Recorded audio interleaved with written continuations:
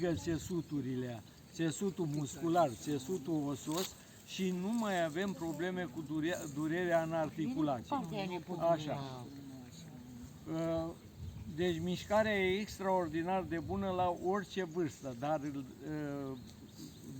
o facem în raport și de posibilitățile individului. Că una să facă unul tânăr și unul mai în vârstă.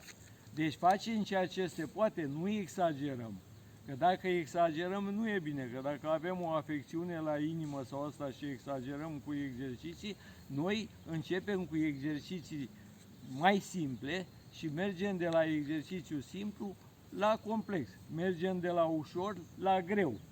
Puțin la greu, nu extraordinar de greu.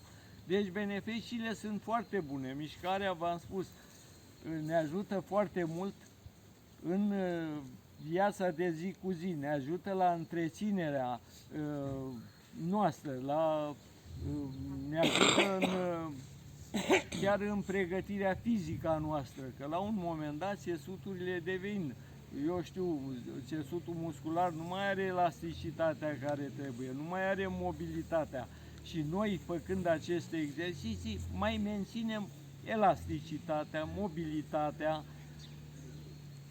în raport de posibilitățile fiecăruia.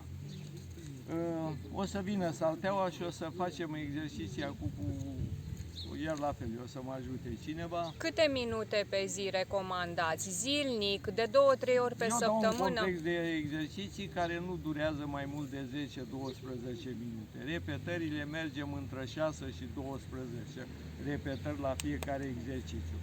Nu exagerăm, v-am spus din ce cauză, în raport progresiv dacă putem, pe urmă mărim și dozajul, dar în raport de posibilitățile fiecărui individ.